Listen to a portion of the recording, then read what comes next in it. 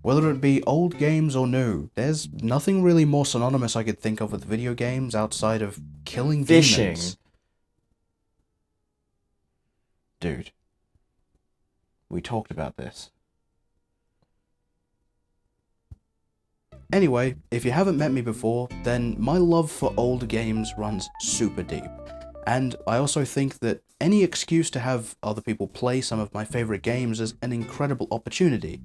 So, who better to have along for the ride than my younger brother? While I've recommended a few different series and titles to him in the past, I thought it was finally time to introduce him to one of the most interesting series I've played.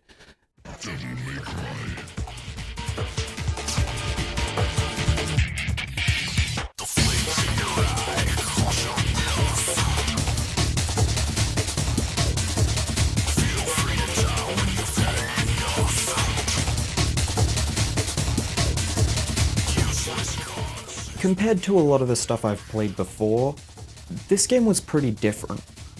While I've played a little bit of DMC5, I never really got that much further past the first few levels. So, this game was a pretty big step outside of my comfort zone. And it got intense. But you never told me why we're playing the third game first. Well, that would be because game designers can't count. We're legally obligated not to. But it's also because, compared to a lot of games today where you have the franchise title and then the subtitle underneath it, games back in the day were just kind of released with a number, and then it was up to the fan base to actually figure out where it sat in the timeline. So, for Devil May Cry, the third game is actually the first in the story, which makes sense, but it's also probably the easiest to understand from a beginner's perspective, since the first game is pretty rough, the second game is about as fun as stubbing your toe, and the remake doesn't actually exist. What? Don't worry about it.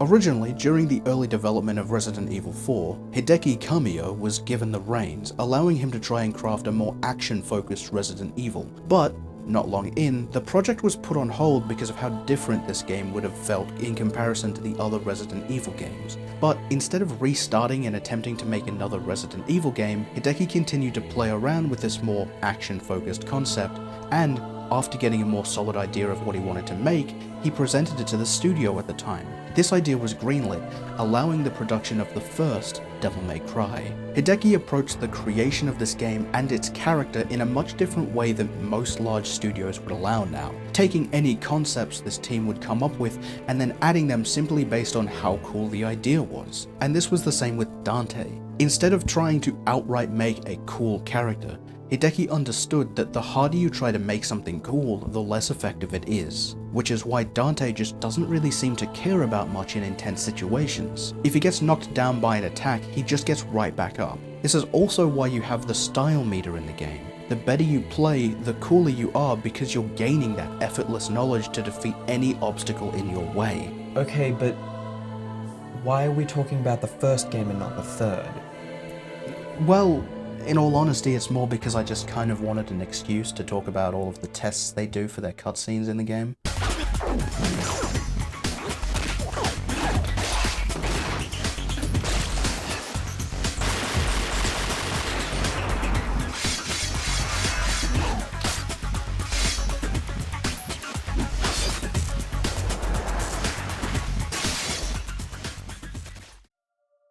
At the beginning of the game, everything seems relatively well communicated, without losing any of the difficulty of the game.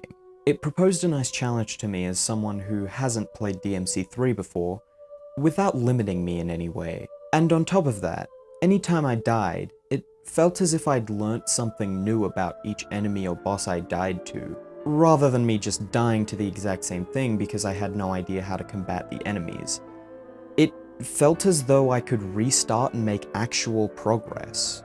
I can't say the same for the puzzles though. Throughout the game, there's a few puzzles that I had a pretty rough time with, especially with that bullshit bridge. During Mission 4, the game has you believe that you're supposed to walk up to a door so that you can fight a boss and continue up a tower, but the bridge crumbles out from underneath you. You're left to just stumble around and do random puzzles that you can find until you get a skull, that allows you to walk over the air where the bridge collapsed. It just kinda sucks that the wording of the item is so vague that it didn't really tell me about what I was supposed to do after I got it. Skill issue, but yeah, the puzzles do fall a bit short. Especially in the back half of the game where there's a lot of places that even I get lost despite how many times I've played it. But I think it is kind of interesting how this game makes you think in ways that a lot of games today don't, making you return to places in the map while also offering a semi-open world feel. For the descriptions of the items and the puzzles that are a part of them, they seem to fall into the same traps that a lot of the Resident Evil games do. While some people may look at an item and nearly instantly get it, for others it just doesn't click, which is an issue you will always run into with riddles and hints. But something that is also quite interesting to me is your thoughts on the bosses. Okay, so the first boss, Cerberus... Hang on. The Cerberus is actually the second boss. The first boss is that army of the damned you face like right after leaving Dante's bar. Okay then, the second boss is actually pretty interesting. I found the way the boss switches its heads like a merry-go-round to be a pretty good indicator of what you're going to be hit with next. Its ice armor was also pretty interesting. It took me a while to realize that you can just use the shotgun to strip it, even though the game tries to convince you that hitting it in the leg repeatedly with a melee attack is the best course of action. Yeah, I think that Cerberus is a pretty good entry point for most of the bosses. It teaches you pretty quickly that all of the bosses will have a gimmick. With Cerberus, it's the switching of his heads and his ice armor. With Agni and Rudra, it's the clashing of swords, and with Virgil, it's being a complete asshole. I mean, Virgil's not that difficult. If anything, I think the Centipede boss is the hardest to figure out, since the game never really explains to you that you can just jump on its back and attack it. Meaning I was running underneath it trying to shoot it out of the sky while it shits an endless torrent of sparky orbs at me. But that's the majesty of this game. While you've struggled with the Centipede demon, I did it the first time without really even thinking about it.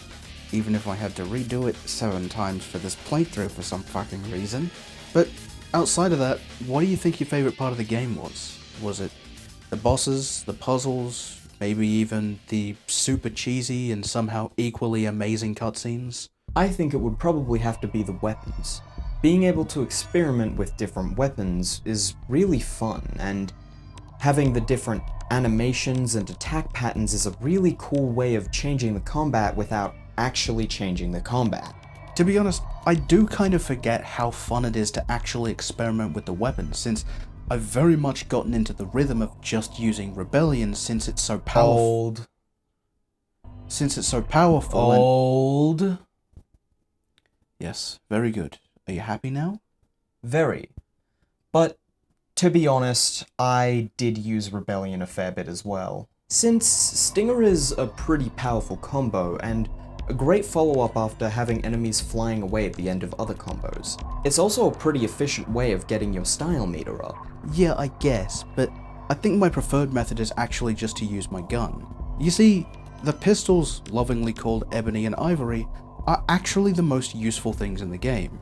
Not only because they're incredibly strong by default, or they can prolong your time in the air, but because if you're firing them, you can change into a single-shot weapon like the shotgun or spiral, letting off a single shot with them before switching back, keeping your combo and damage up while completely ignoring the reload time that the guns usually have to go through. Granted, I'm not really sure how Dante managed to find a matching pair of bottomless magazine pistols, but I guess when you can just kind of turn into a red lizard man whenever you get angry enough, things like physics don't seem to really matter anymore.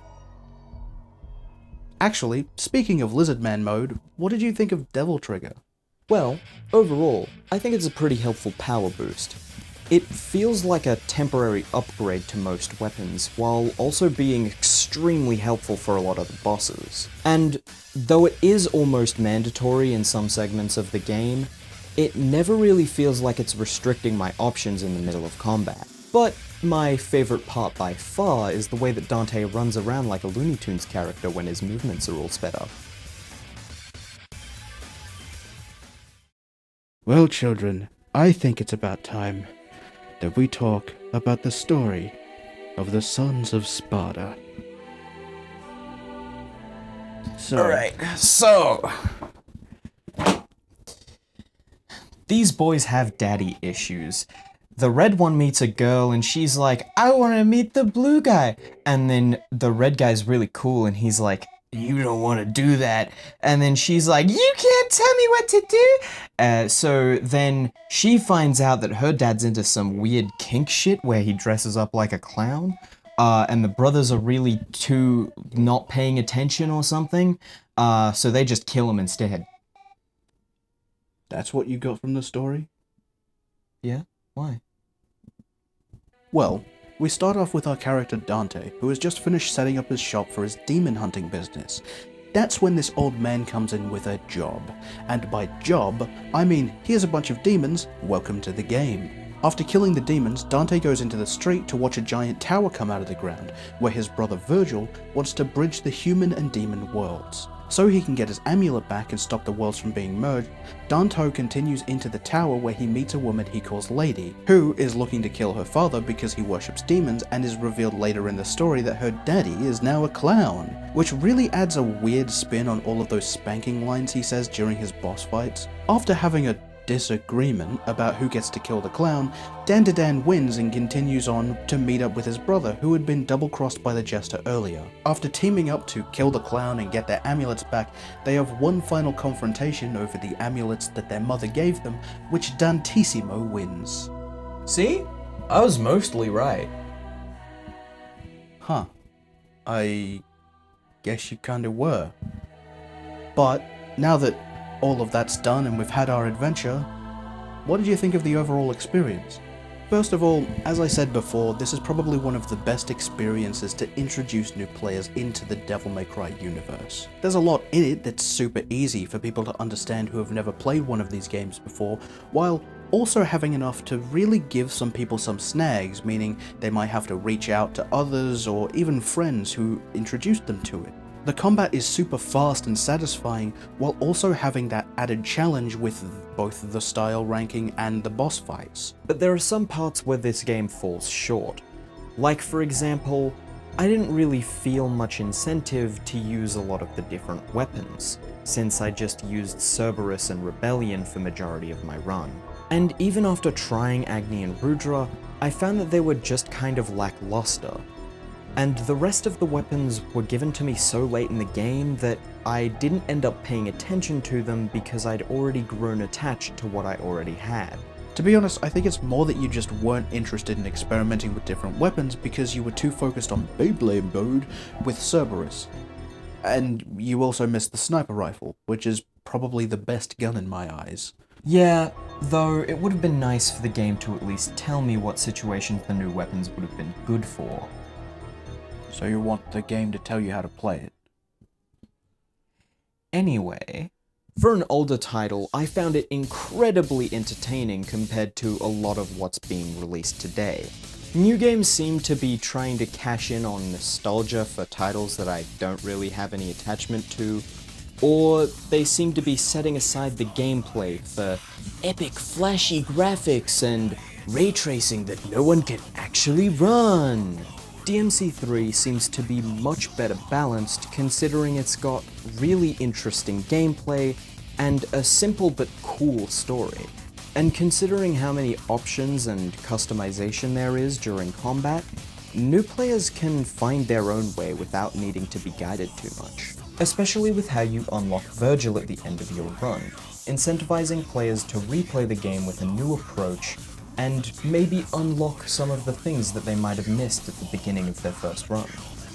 Like the sniper. Yes. Like the sniper. So, thank you all so much for joining us on this adventure, and thank you to Travis for not punching me in the stomach so you can stop me from talking about how good these games are.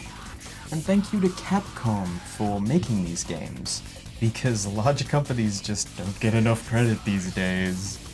And with all of that said and done, I think it's time that we finally wrap up, and I guess we'll see you in the next episode of whatever we're gonna call this. Don't worry the title.